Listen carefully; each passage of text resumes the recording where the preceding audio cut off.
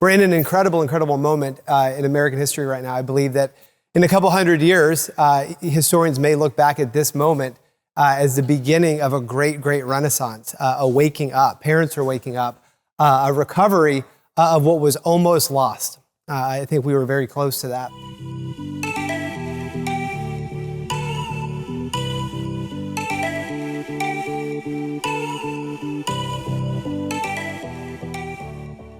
This work has been underground, for 30, 40, 50 years. In the early 1980s, there was only about 4 classical Christian schools. Today, depending on how you count, we're close to maybe 1,000. So it's an incredible story what God has done, what God is doing through schools like Trinitas. I'm so honored to be here tonight. What I want to do tonight is kind of share with you 2 kind of big stories that are very different stories. And kind of towards the end, I'll try to kind of weave those together. It's my life goal to make these 2 stories connect. So we'll see if that can ever happen or not. But one of the stories is just my own story, my own testimony. One of the things I love about the classical Christian movement is that most people didn't grow up with this kind of education. I certainly did not. And if you're my age, you stumbled upon it somehow. And you've got a story of how you discovered this. I always love to ask, this question: how did you discover classical Christian education? What was your story like? So I'm excited to share that story with you. And I also wanted to share with you the bigger picture as well of kind of the history of American education. It's always been very interesting to me. You can look at all of history through really particular lenses. You could look through all of history through something like the development of locks over time. Really interesting. When I was in college, my parents lived in France, and they lived in a building that was hundreds of years old, but during the Nazi occupation, they had put all of these different locks on the door. I don't know if they were housing Jews there or what, but I would just go to bed and just look at these locks. It was incredible. I want to look at the history of American education, and especially through this kind of the lens of the influence of the College Board. Trivia here: does anybody know the first education legislation, not in the United States, but in kind of the New World in the American colonies, what that was and when that was and what that is called? And there's no prize. I don't have like a chocolate bar if you get it right. We do a lot of jelly bean trivia in the Tate house. There we go. Mr. Coward got it. The Old Deluder Satan Act, 1647, right? And this is the first legislation in the New World, right? That the belief of the Puritans, that the devil would have a foothold and take advantage of illiteracy, and that every child needed to be able to read Scripture on their own. That's the beginning of our story in America of education, right? And, in the early 1800s, Alexis de Tocqueville, when he comes to America from France, what he wrote about American education was incredible. He said, in almost every house, you'll find Shakespeare and the Bible, even on the American frontier. American education, before we had a Department of Ed, before we had even compulsory school, even then, American education in many ways was the envy of the world. People were flocking to the New World from wherever they could, and the schools were completely controlled by the local communities. And in fact, the Christian paideia was so strong that there actually wasn't often a self-conscious, like, we're a Christian school. It was like, yeah, of course. Like, what else would you be, right? And that was the case, all the way up until really the beginning of the 20th century when the story starts to change. I'll kind of toggle back and forth again between kind of my own story and this story of the history of education in America. So a little bit about my own story. I grew up the son of a teacher. My mom was a French and Spanish teacher. For that reason, I don't know any French or any Spanish. My mom, it was like her life mission to get me to learn either. We made no progress on doing that at all. I'm not going to be like you. And I wish I could speak both now, but I cannot, of course. I was bored out of my mind. I hated school. I was a very normal kid. I didn't want to start a standardized test. That would be weird, right? I wanted to play football, do that. That was my number one memory for all of school, was just this felt like punishment. I remember thinking, what did I do to have to be here? And I think that's what happens when you rip the transcendentals out of education. Kids are bored out of their minds. I think this is the number one difference between what's happening in the classical renewal movement and the mainstream education. I taught for 10 years in public school, starting in New York City public schools in 2004. Kids are bored out of their minds. And so, when you reintroduce, though, truth, goodness, and beauty, you capture the moral imagination, you capture the attention of young people. And that's what happened to me. And I won't speak into any details here given the students, but I was not a believer in high school. I went to a Young Life camp my senior year because Q girls were going to Young Life camp, and I got the invite. This is a common story. You've probably heard a story similar to this before. And the first time in my life, I heard the whole gospel laid out and was deeply convicted, gave my life to Christ, and had a rather dramatic, conversion. And I met the woman I'm married to now, the very day after I gave my life to Christ. A couple of years later, we and my wife, Erin, she was already a believer. She had never had a boyfriend or courted or anything before that. And we were in theology fights and at LSU going into the end of my sophomore year. And I wasn't agreeing with her views. She broke up with me. It was very sad. And I was like, this is it. This is the end of my life. The girl of my dreams has broken up with me. And when I was in high school and elementary school, my dad's a man of very few words. He was a Vietnam veteran, lost almost all of his hearing in Vietnam. And the way we would always connect is fishing. My dad took me to Alaska to go fishing, and so we'd fish all the time. And growing up, I'd go up there and I'd see these college students in Alaska. I was like, I'm going to do that sometime. And as soon as I got dumped, I was like, well, at least I can now do the Alaska trip that I've been thinking about, So as I'm driving there, I'm brainstorming to myself. Now, after my conversion to my senior year, for the first time in my life, I was interested in reading. I was just trying to not be grounded. It was my only goal in school, is to not be grounded. And as soon as I became a believer, I couldn't get enough. Somebody gave me a copy of Mere Christianity and got into Screwtape Letters, and then got into Chesterton and Peter Kreeft, and the whole tradition opened up. And where I was like partying the whole time in high school, I was a hermit in college, and I was just reading. I couldn't stop reading Christian apologetics and church history. But I never knew why anyone would read literature. I remember thinking, like, it didn't even happen. Like, why would you read fiction literature? That doesn't make any sense. But my wife, this was to me, I think, the beginning of kind of discovering this tradition for myself. When I'm driving to Alaska, I'm trying to brainstorm, like, how can I get her back? I've messed up. I got to get her back. And she'd taken a class at the University of Virginia. My wife is like super heavyweight academic, never got a B ever. So it's our joke that I got to start the standardized test because that shouldn't have happened. But God's providence, that's kind of how it worked out. And she had taken a class at the University of Virginia, and it was something like redemptive themes in Russian literature. And she was deeply impacted by crime and punishment.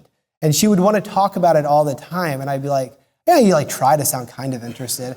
But it's like an old Russian book. I wasn't that. And so I thought to myself, I can read this book and then I can tell her, and we're going to have a thing to talk about. She's going to be so impressed. Like, this is how I'm going to win her back. Okay, all true story.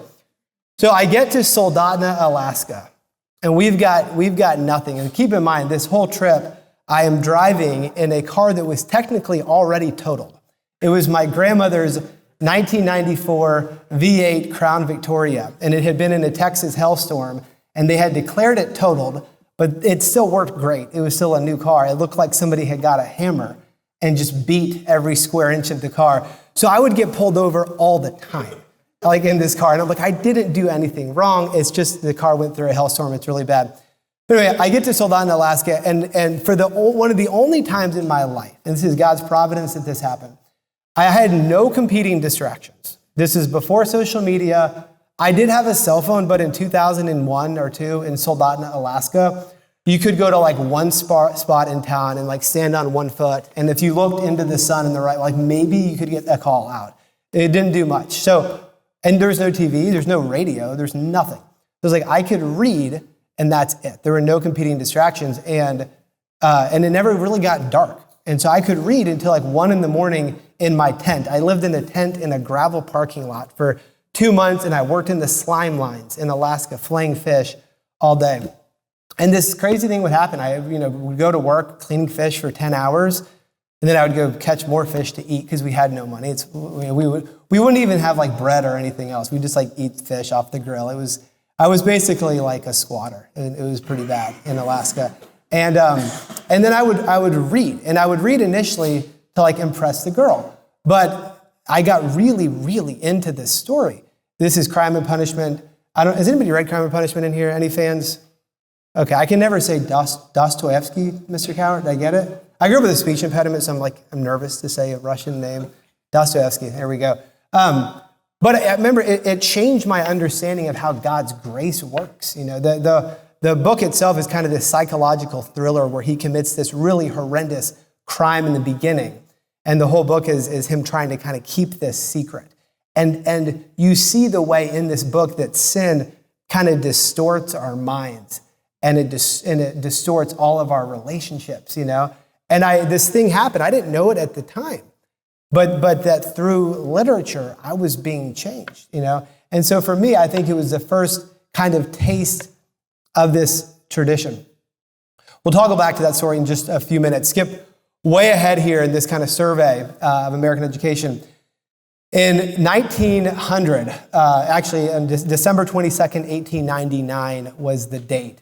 There was an important meeting at Columbia University. It was 12 colleges, Columbia obviously being one, 3 prep schools, and they got together to discuss a way to formalize college admissions testing.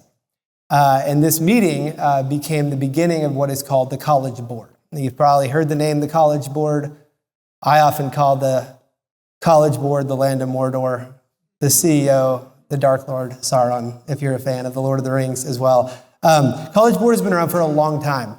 When I first had a chance, early CLT days, to meet with my hero, Robbie George. He's my hero. I love Dr. George. And I'm a youngest child, so I can be extremely annoying. I got that. And I'm just not going to stop calling and emailing until he will meet with me. So he's like, fine, we'll meet at ACCS, for 2 minutes. I think he said, I'll give you 2 minutes. And we ended up talking for half an hour, but I made the whole case. I was like, to challenge a College Board, and what he said in the meeting was, he said that there is no organization that has done more to drive the radical secularization of American education than the College Board. Think about that. This is America's most influential conservative public intellectual who's saying this. So the College Board, of course, owns PSAT, the SAT, the ACT. They launched in the year 1900, and in 1926, they roll out the SAT. And what they did, it was really interesting. They actually used something that was originally part of the Army Alpha test in World War I. They were using that test to basically figure out not who had a good education, but who had high cognitive ability. And the idea was trying to figure out who do we want to have in intelligence and who is going to basically be on the front lines. So if you can imagine high stakes testing, that's pretty high stakes. You're going to want to do well on that test, of course. So that's the Army Alpha test. They rolled that same concept of cognitive testing, it's the same concept behind IQ testing, into the SAT test in 1926. But nobody's really heard about it until 1946. 20 years later, the GI Bill, the vets come back home from the war, and for the first time in American history, you have way more applicants for college than you have seats. And so very quickly, the Ivies especially become highly, highly competitive, and you need a sorting mechanism to figure out who is going to be getting those seats, and the SAT becomes a sorting mechanism. At this point, though, they're saying this is a test you can't study for. It measures what they call aptitude. Aptitude, again, is kind of like innate cognitive ability. And there's no competitors. The SAT becomes a household name in American education. Everybody knows that perfect 1600, right? What could go wrong? And if you go back and you look at the SATs from the 40s and 50s, it's amazing. They're assuming a fluency with kind of the Christian lexicon. You see words like gluttony and sloth and stuff on the SAT. They're assuming, right? This goes on for a number of years, and then in 1959, the ACT gets its first competitor. The SAT gets its first competitor, the ACT. And the argument went like this. The ACT said, look, the SAT test isn't fair. And it's not fair because it's an aptitude test. It measures cognitive ability. Kids can't control that. What they should be tested on is what they're taught in the classroom. And people heard this and they're like, yeah, that makes a lot of sense, right? But they didn't specify which classroom, right? The classrooms at Trinitas, at a Jewish school, at a Montessori school, homeschool, which classroom? And it became very, very clear over the years that they meant the public school arena. And so much so that in 2015, the SAT and the ACT aligned with the Common Core standards. And that's where I can get into just a little bit of how CLT ended up in many ways happening by accident. I wish it was a better story than that, but it really, I thought in 2015, I was running an SAT, ACT prep company, and I thought that I'd had a great idea. And because everybody I knew was very upset that the SAT and ACT aligned with the Common Core. And they said, our school rejected the Common Core, the school I was at. Everybody I was working with they were homeschooling. They said, we hate Common Core. It's anti-Christian, anti-fiction, anti-Western, and the math is just weird. You've probably heard that. Like, what are they doing? Like, who needs to reinvent math? But they did for the Common Core. And so there was a demand for a third option. And so I was like, I've got an idea. I'm going to create an online prep course for the new test, because obviously, like, somebody's making the new test, right? Whoever does that, whoever makes new tests, they're doing that. I'm going to figure that out and make a prep course for it. Start researching this and discover nobody's doing this. There's not a third option, but everybody seems to be asking for it. And it just so happened that I was a college counselor, was working closely with schools like Hillsdale, and was just able to call them up and say, hey, SAT, ACT align with Common Core. Our administration isn't happy about this. What would it be like if there was a test that kind of reflected a Hillsdale education? And they said, we would love that. There's just not anything like that here, And so puzzled on it some more, and there seemed to be something very odd at play. You talk to students, you'd say, how do you feel about the SAT and the PSAT and the AP classes? And they would say, I don't like any of those things. I don't like the college, I don't like the College Board. And you ask the teachers, and most of the teachers, especially at classical Christian schools, they don't like the College Board. They don't like any of the AP, PSAT, any of it. You ask the colleges, the really good colleges, the Hillsdales of the world, they hate the College Board too. And you're like, wait a minute, every user along this entire journey doesn't like the College Board, believes they've gone like hardcore ideological, and there needs to be an alternative. And the way I would ask you to think about this for a minute is think about this kind of as a hypothetical, right? If you imagine for a second that the SAT and ACT had always been tests where students know that's where they're going to encounter Aristotle, that's where they're going to encounter, St. Augustine, Dante, Boethius, St. Catherine, Flannery O'Connor, C.S. Lewis, right? If everybody always knew that, it would fundamentally and radically, American education would be different today, I believe. And I believe American culture, would be different if that was the case as well. So a little bit of my own story, how we got into this. We had a moment really, of kind of pure faith back in 2015, of realizing, my wife and I, that God was calling us to something that we didn't feel like we maybe were prepared for. We didn't think we'd be ready for. And I'm so encouraged when I see that at the same time, so many of these families, the families that started Trinitas, 25 years ago, understanding that there was a need, that they were being called to do something great, and seeing the way that now God has blessed this movement to the point now where, this has become very clearly the alternative to a failing kind of mainstream education system right now. So want to thank Mr. Cowart for the great work that you're doing, and I'd love to have a great discussion tonight and open it up for any questions.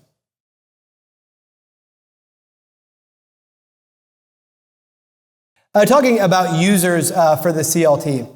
And so for the first 7 or 8 years, the only people who use CLT, 95% of our students were classical Christian school students. CLT is very saturated in the ACCS, the Association of Classical Christian Schools, our schools that are connected to the Society for Classical Learning. But almost all of our test takers were in kind of the classical school arena. And then in 2022, something very odd happened. We're watching, and people say, hey, you got to turn the TV on. Governor DeSantis is talking about kicking the College Board out of Florida. We're like, what? And so we're watching this with everybody else. And sure enough, he's saying, who appointed you? Who made you boss? We're going to find somebody else who does this. And we're like, well, we don't know too many people who do college entrance exams, that. And so within a week, we were on the phone with folks in the Florida legislature. And what we were told kind of from the very beginning is this was, a priority for the governor to make this happen. And I know a believer himself in the beauty and the power of classical Christian education. So it was wild. I mean, after 8 years of kind of trying to chase after this impossible dream, we get tied to bright futures in Florida. We get tied to graduation requirements, and we went from 25,000 test takers in 2023 to 250,000 test takers in 2024. And we went from 90% classical Christian students to about 80% Florida public school students. And it's been really funny. It's been a really wonderful kind of proof of concept what has happened. We've had districts, Miami-Dade, Broward. It's funny because growing up and watching both like the 2000 election and then all the hurricanes, like everybody knows Florida counties everywhere in America from these things, So we're like, somehow we all know the county. I don't know any counties in any other states hardly, but I know my Florida counties, for sure. And saying, we noticed CLT, has grammar. We got rid of grammar. Should we bring it back? And we're like, yeah, that'd be a really good idea. You should bring grammar back to, for sure. So this idea that the test inevitably, and CLT tries to say, look, we're not saying it's a good thing. We're just saying it's inevitable that to some degree, the college entrance exam ends up driving and shaping curriculum to some degree. And in a really powerful way, it conveys to students what is important, And if they go to take the most important test, and they see the kind of luminaries that they're reading here at Trinitas, it means something, right? Versus what they're literally putting on the SAT, vacuum cleaner manuals, an actual op-ed from Bernie Sanders was on the SAT, right? They're not even trying to be non-ideological. Like they're just, they're doing what they do, for sure. So yeah, other thoughts or questions?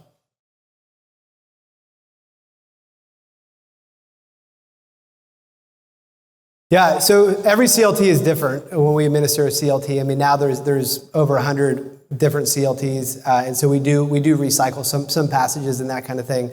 But when you start a standardized test, there's this catch-22 to it, and this is the problem you realize you're in very quickly, is that you can't, and this is why the SAT and ACT have had a monopoly, is you can't get a test nationally normed until you have a ton of users, and there's no way to get a ton of users until it's nationally normed. It's just like, what do, right? And it was because of schools like Grove City, Palm Beach Atlantic, a lot of the Christian schools, we said the only way we can get out of this conundrum is if you're willing to tie scholarship dollars to this test before it's even nationally normed. Now we've gone through all of that, but the first 3 or 4 years, we were just saying, hey, imagine what this would be like if there's a test that actually reflected a Hillsdale education.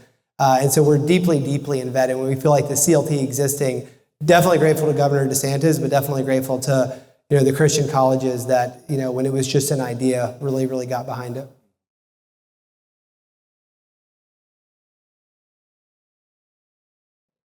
My own kids remind me, it's kind of difficult because my brother-in-law, he's a football coach, and he's like buddies with Lamar Jackson and John Harbaugh. And so my own kids are like, Dad, why didn't you be a coach instead of standardized tests? And so I'm always reminded from my own kids that like, it's hard to make a standardized test like that cool. But it is really exciting when a parent sometimes will say, my son had never read G.K. Chesterton, and he came home and he read something and he wanted to get a book. So that's the very best feedback that we ever get. But there's another component of this as well, and this was part of what we were trying to do. I had been a teacher. I had never really been in kind of the business world, but I'd always really loved to go to Chick-fil-A. I love Chick-fil-A, and I go too much. I go way too much, right? But you know this, if you have Chick-fil-A fans here, and other people can relate. So sometimes you'll drive by and you're like, I can't go today because the line's too long.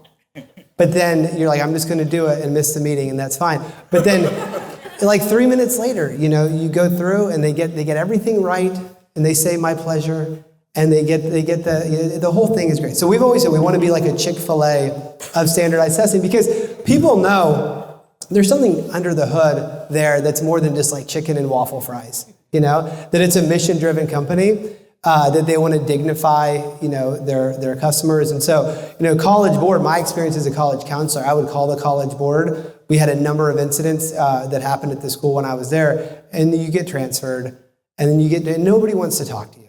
Everybody's annoyed, and so that's one of the ways we really wanted to try to differentiate as well, is by being like, you're going to talk to a person who loves the kind of education you're getting here at Trinitas. And so we really want to be, advocates and a good resource for parents and students as well when they call in. So.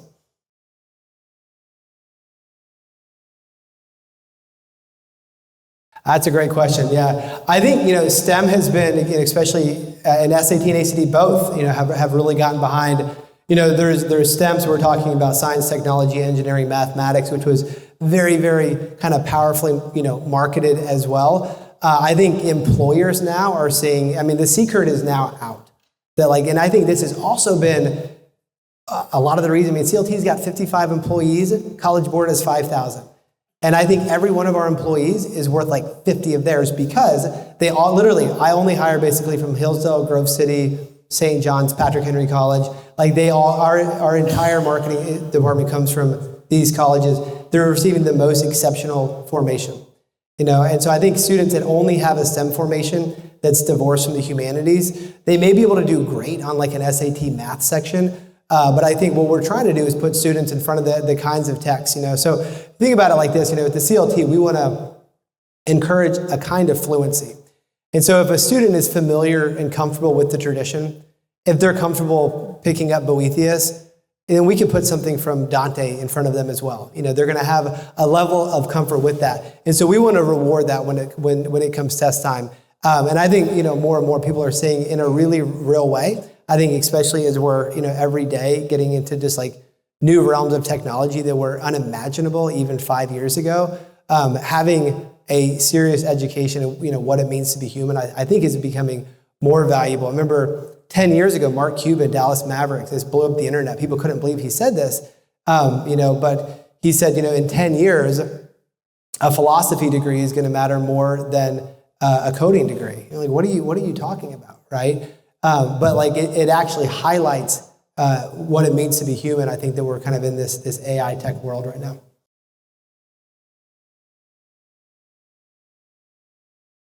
This is a great question. Okay, so again, the idea with the original, so when you think about the concept of aptitude, think about something like a puzzle, right? A puzzle that they just dump out and you got to put it together. You've never seen it before. You're figuring it out. That's aptitude, right?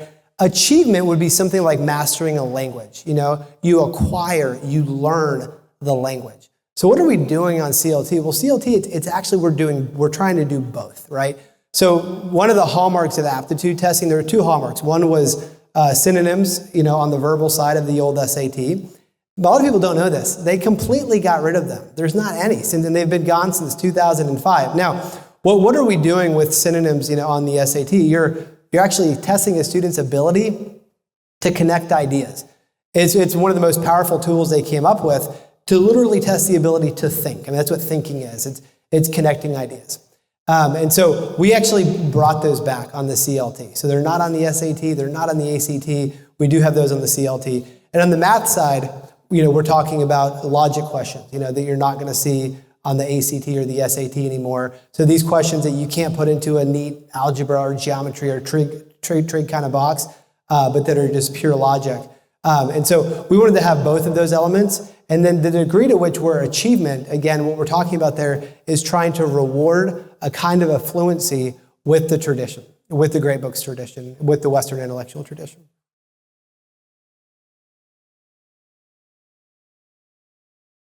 Yeah, only about 20% of students do the essay, so there is an optional essay. It's not AI graded, it's not human graded, it's not graded at all. There's no spell check, and so a number of our colleges really wanted a raw writing sample, because what's happened over the years is that, and everybody in admissions knows this, a little secret if and when you're going through, and my background before starting CLT was as a college counselor. This is a conversation we would get in a lot with the elite schools. They basically knew that, for the essay, you're applying to Notre Dame or you're applying to Princeton. The student probably didn't write it. They wrote it with a tutor, and so they've actually been putting less and less stock into it because it's been copy edited over and over. And so what they were interested in was just a raw sample. If there's not any spell check and if they've got to do it in a proctored environment, what does that look like? So we have students that are a school, Abilene Christian is really into that. They love when students submit the CLT writing portion. And so when colleges say, hey, make sure to take the writing portion and submit that to us as well. But only about 20% of students do it right now.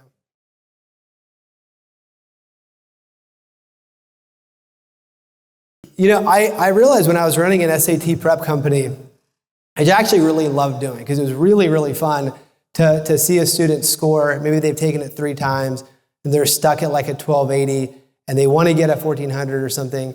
And so it was really fun to work with them on that. And the number one tip I ever came up with for any test, CLT, SAT, ACT, whatever it may be, is if you convince yourself that it's the most interesting thing you've ever seen in your entire life, your attention goes up dramatically, And when I would run an SAT prep company, I would kind of ask students to imagine this scenario, that they're like an exchange student, they're in France, they're learning a new language, and this girl that they've been crushing on gives them a letter, but it's all in French. And they're like poring over the letter. Well, their cognitive, their ability to process is going to go way up because the interest is so high, And so if you read something and you're like, this is boring, I don't like this is painful, why am I here?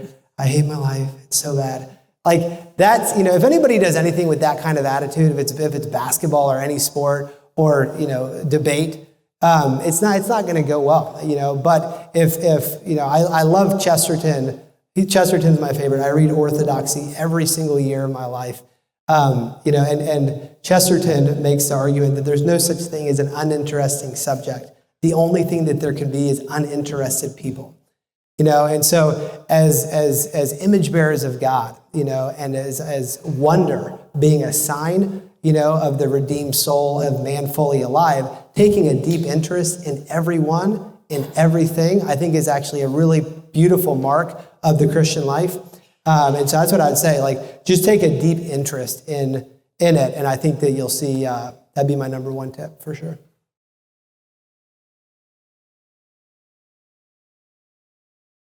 Yeah, it's great. It's been a lot of fun. I mean, I think at first, CLT was kind of a joke, and then it became a little less of a joke, and like they really don't like us at this point.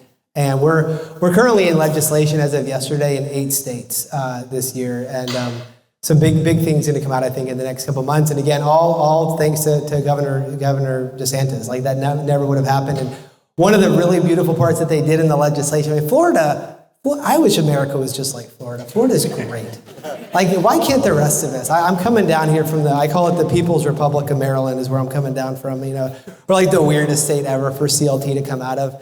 And, but Florida's amazing, but there was like genius in what they did. And so what they actually did was they required the College Board and ACT to come to the table and agree on a concordance chart with CLT to stay in the state of Florida. So they're like legislatively forced to meet with us.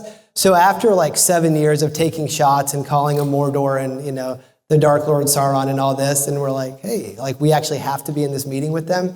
And it was like really civil and nice for like 30 seconds. And then it was like my CFO, who may be the smartest person on the planet. He's this Grove City guy. He got like a 1580 on the SAT back in the day. It was him and like the second in command at the College Board. And it was just like, it was amazing. It was a beautiful, beautiful moment. I think, they like having a duopoly with the ACT. They play very well. College Board is deeply, deeply ideological. And this is what, Governor DeSantis realized that, through something that they thought nobody would want to critique, with the introduction of African-American history and putting some ideas in that a lot of people were not happy about. And that was what he pushed back on. And, so it's tense and getting tenser, I would say, right now, especially as we're in the legislative session. So.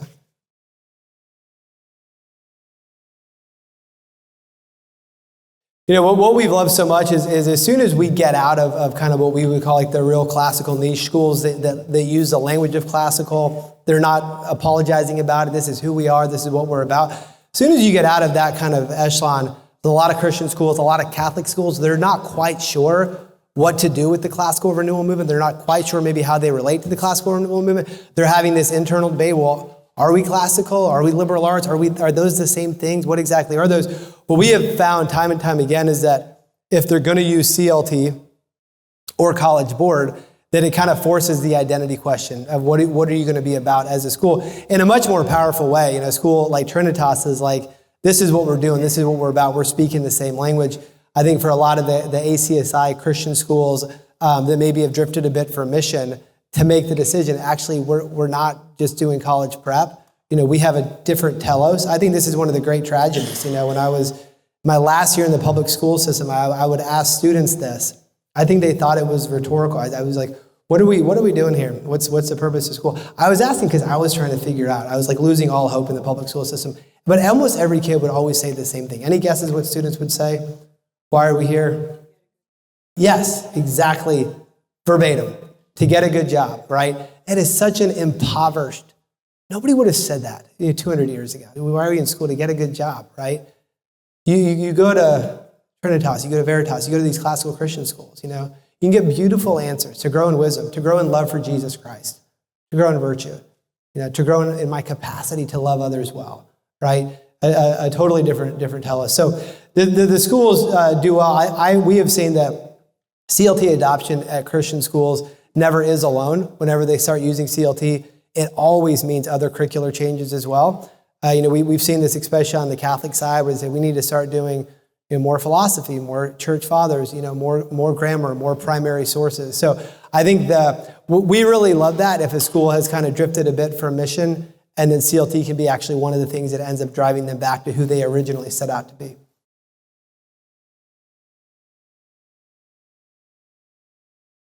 Yeah, it's a great question. So the ACCS actually did a study on this just a few years ago, the classical difference. I believe they did this study. It's called the Good Soil Report. Is that right, Mr. Cowart? The Good Soil Report, I believe they did this with Notre Dame. It's about a 200-point average on the SAT is the difference, and that holds true on the CLT as well. And so it's really not even close. I mean, it's a dramatic and shocking difference that holds. And some folks have said, is the problem that classically educated kids don't do well on the SAT? We're like, no, that's not the problem. They crush the SAT. The problem is that these schools should set the standard, not the failing public school system. That's the whole conundrum. So I think this is, one of the great lies, I believe, in mainstream education is that it's data driven. I'd hear this all the time when I was a teacher. I just left the public school system about 12 years ago, and you'd hear this all the time. It's ideology driven. It's ideologically driven, and it hates data, right? And what we know are a bunch of data points, that people don't like to see. I think of a test in some ways as like a mirror. If you look in a mirror, you don't like what you see. One option is to just break the mirror, say it's the mirror's fault, and that's why I think that there is this revolt against standardized testing in a lot of failing school districts. They say that standardized testing is actually the problem. I think we can argue that it's actually one of the ways. Students do slightly better, but not dramatically better in terms of the advantage on the CLT over the SAT rate. The classical educated kids do great on all, but we have seen public school students, especially CLT, like philosophy, religion section, a lot of these kids have never even heard the word philosophy, and so a lot of those kinds of texts are very, very foreign to them. So being in those particular subcategories, the difference can be pretty dramatic for sure.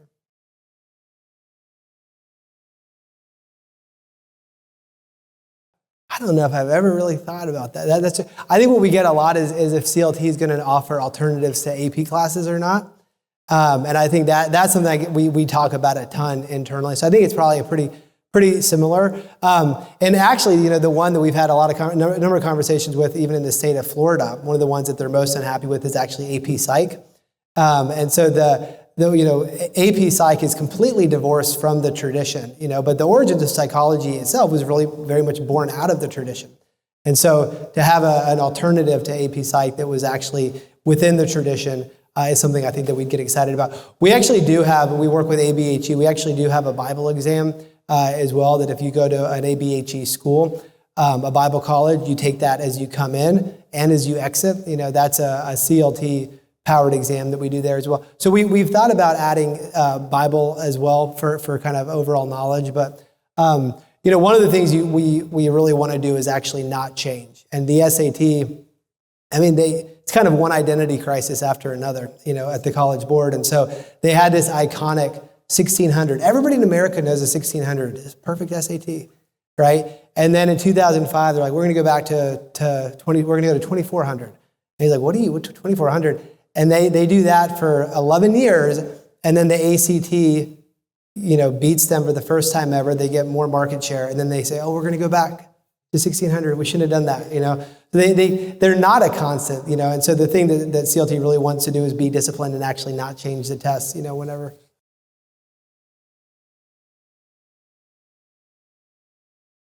It's a big question. Yeah, the question is, what do we see, happening to public schools? And, what I love, what's happened now, even in 2015, 16, when we first launched CLT, very few people had a reference point for a classical school. And you've probably experienced this, Mr. Coward, in your own time here at Trinitas.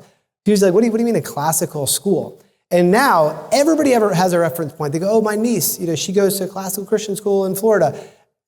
Classical has now emerged as the clear alternative to the failing mainstream public education system. And the reason that's so important is before that, all there really was basically, people arguing to take, critical theory or whatever else out. It was simply removing the most toxic elements from secular progressive education without having a clear vision for something that is holistically different and better. And what I love so much about classical education is when you really present it to any parent, left, right, center, whatever, every parent wants their kid to grow in their moral imagination, to be inspired, to hear great stories, to grow in their sense of wonder. Every parent wants that for their kids. And I think now that classical education is no longer a secret. I mean, that's why we're seeing, there's not, classical charter schools that every one of them has a waiting list, often as big as the entire school. So I think what we're going to see happen, and this is something the state of Tennessee is talking about right now. You got a lot of people in the Tennessee legislature that are like, what if we just made all the schools classical, And that's the new, I think we're in this political moment where a lot of states are trying to kind of one up each other. They're what if we just make them all classical? Well, this is why we believe in this tradition that, you can't take industrial revolution models of efficiency and mass production into education, there's no shortcuts. As Mr. Cowart can attest, I'm sure. It's hard work that happens here at Trinitas. Forming a human is hard work, and there are no shortcuts. And a lot of the story of mainstream education is is trying to take shortcuts, right? Trying to take these kind of efficiency concepts and apply them to shaping young people. So I think what we're seeing this already. We're seeing a lot of schools even now. They're leaning into classical in terms of marketing, but a lot of them actually aren't that classical when you look. And I've toured a number of schools that actually don't like the word classical, especially you see this on the Catholic side. Say, no, we're not classical, we're liberal arts, and you get to know them and you're like, you're really classical actually. And then you see others, they get classical everywhere, and you're like, I don't think you're a classical school really, And so you see that, and I think now that the brand classical has become this clear alternative. Everybody is seeing this. We've had, Fox News and the number one, David Goodwin's number one New York Times bestseller. Everybody knows about this. And I think that any other movement, there's scaling challenges. And that, a couple of those challenges is going to be great teachers, And one thing that we did this past fall is we launched, my wife did Teach for America out of college. Anybody heard of Teach for America? It's the idea behind Teach for America is what if we had a teaching program that was kind of like the Peace Corps, and you could get Harvard and Stanford graduates to come and teach in the inner city, and it's gone very ideological. We launched an alternative to that, but what we're really trying to do is get students from places like Trinitas, homeschool students who have received this kind of education, to say, hey, would you be willing to make a 2-year commitment to go and to teach in a school yourself, Because in many ways, and this isn't, always the case, I think there are a lot of excellent teachers at classical schools who didn't receive this education. But if you did receive this education, you got an incredible gift. And I think that's going to be the big challenge we're going to have to figure out is how do we get great teachers who can really kind of pass the torch in this tradition.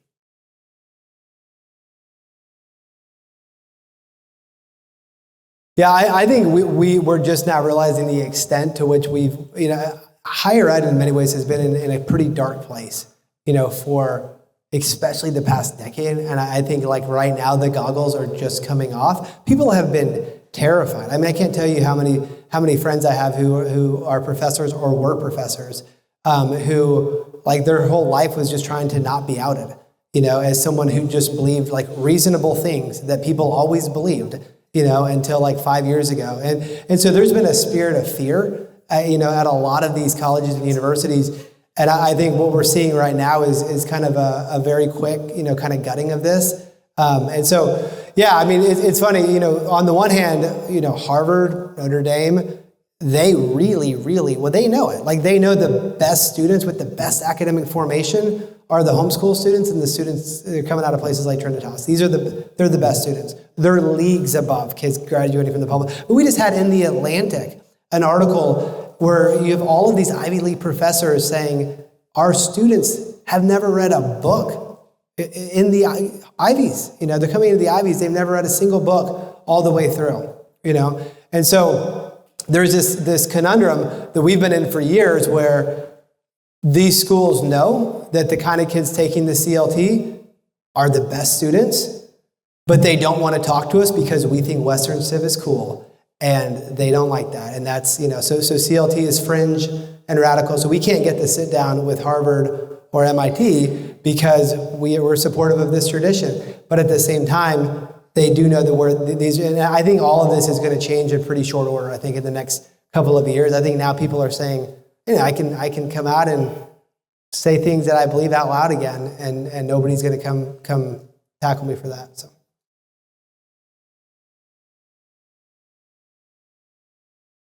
Yeah, so national merit, that's kind of the unbreakable relationship with the college board. Early days, we would sit down with heads of school and we'd say, when do you take the PSAT? And they'd say, 7th grade, 8th grade, 9th grade, 10th grade, and 11th grade.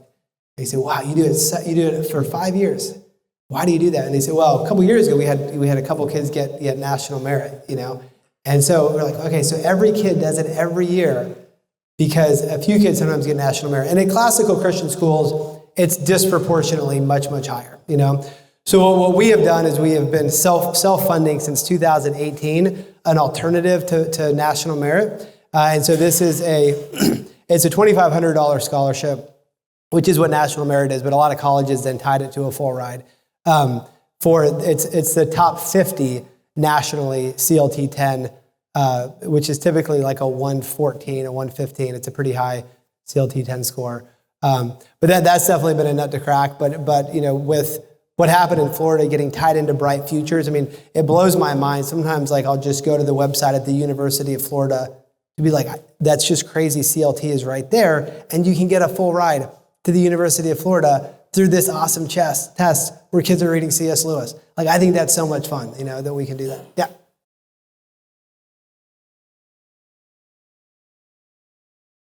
Yeah, it's a great question. And so I think Trinitas students could probably answer, what are you actually seeing on a CLT? So you're starting off and you're encountering 4 reading passages that each have 10 questions coupled to them. And so our fundamental question is, first, it's a first principle question. What does it mean to be educated? Right? What does it mean to be educated coming out of high school and into college? And our question is, can you interact with the best of what has been thought and said? Can you read, so we want to be able to test, can you understand the Western canon, the great works from the Western intellectual tradition? So that, what exactly are we measuring? It's that. So we're measuring verbal reasoning ability through this interaction with the Western canon.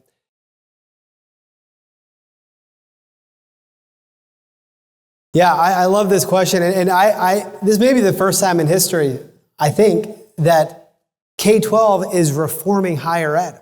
This is a movement that started, with parents saying, sorry, public school system, this isn't good enough. This isn't what I want for my own kids. We don't know how we're going to do. You think about, launching the Logos School in Moscow, Idaho in 1982 or 83, whatever, of saying, we're just going to do this wild thing. People weren't really starting a lot of schools at that time, but just kind of imagining from first principles, what is a good education? And now, this movement, we had a total in 1973, there were about 12,000 homeschoolers. Now it's over 5 million, And so we have got this explosive movement in K-12, the classical renewal movement, that now higher ed is being forced to respond to. Again, Florida's leading the way with that. I think everybody had so much fun watching, New College and now, what's happening right here in Pensacola, with University of West Florida. And these are just going back to what had just been being normal, not that long ago, And so we're in this moment where like a return to historical normalcy is seen as like this crazy thing because so many of these colleges have gone totally up the rails. So I think we're gonna continue to see as this movement grows. And there's so many, colleges, universities right now, and this is another part of the conversation. Parents, in many ways right now, for the first time in a long time, for going to college, it really is kind of a buyer's market. We had from World War II all the way until the housing market crashed in 2008, you had year after year of growth in college. College enrollment has actually declined 15% now in kids going to four-year brick and mortar colleges since 2008. And colleges will absolutely, in a way that they wouldn't then, negotiate on price point. And so there really is a lot more power that the parent has that they didn't have 20 years ago.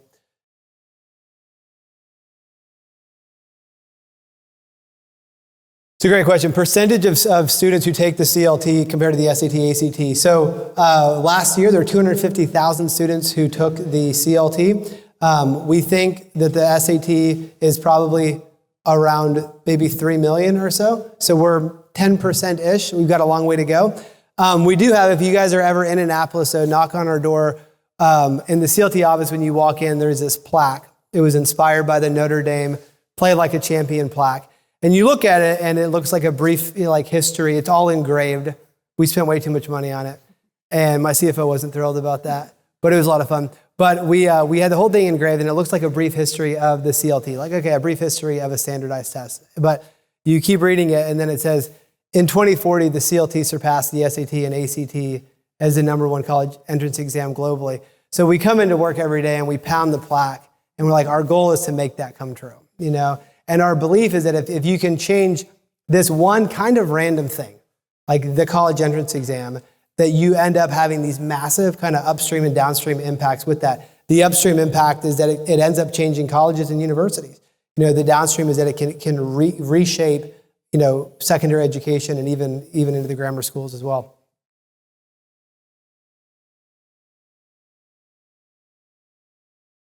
I love this question. I'm hoping to get Mr. Coward on our Anchored podcast tomorrow. This is going to be my question for him. It's like one of the best questions. How do you fight against mission drift? Why is this such an important question? Well, because American higher ed is mostly formerly Christian colleges, including like all of the Ivies, So they all completely, I think John Harvard would get like stoned if he were to show up at Harvard today. Like he's a namesake of the college. And like, it's wild. They exist to undo the very thing that they started to perpetuate, right? So how do you avoid mission drift? I think for CLT, one of the ways we do is we've got a great academic board with about 70 people on that. So we really defer to a lot of them in terms of CLT wants to be a reflection of the movement. We don't want to be self-appointed experts. And so for what we call source material or our author bank, so 2/3 of everything you see on the CLT, it comes from the author bank. And the author bank comes from our academic board. And so we got folks like David Goodwin on that that are making sure that we stay true to the tradition. And that, and I think just a lot of prayer. We started as a missional company to try to change education. And I think as soon as we start chasing something else, that's when we've lost, for sure.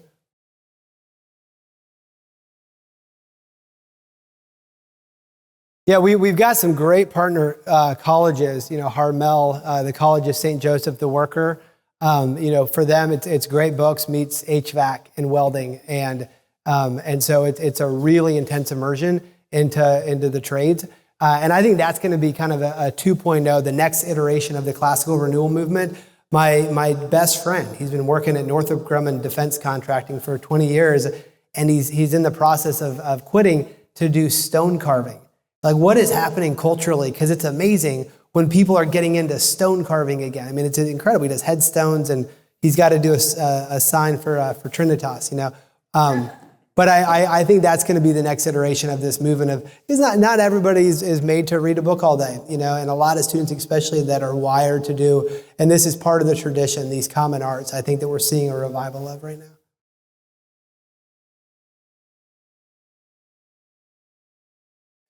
Yeah, and we I think it was a really proud moment. One of the first times we talked to a state, they were wanting to be prescriptive with who we had on there. That you can have religious texts, but you've also got to have, this percentage of, Eastern and others, and we're saying that no, we're not doing that, and so I think what's happening right now with school choice is beautiful, but I think you're right. I mean, Canada and Western Europe, they've got choice.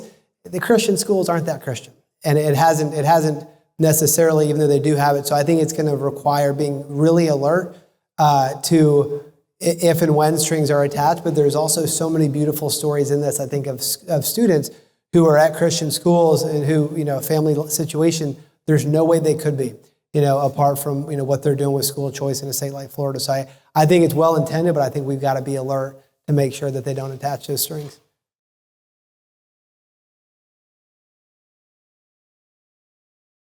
Yeah, no, Pano's a dear friend, and I love the University of Austin, especially, everybody goes free, or the freshmen all went free. I think some of them even get paid, for first year. I mean, they're doing some really innovative stuff there for sure. Other things, as I mentioned a minute ago, I think the launching of the College of St. Joseph the Worker, Harmel, these are all in the past 5 years of colleges that are really focusing on the trades, I think is going to be one. The other thing that's happening as well is colleges are responding specifically to the classical movement, and they're offering, now at a number of college, they're differentiating between a degree in secondary education and a degree in classical education. And I think what they're probably hopefully going to do at some point is phase out, a lot of those ed degrees that are not training people to teach in a classical school. So yeah, it's an exciting time. Was there one more?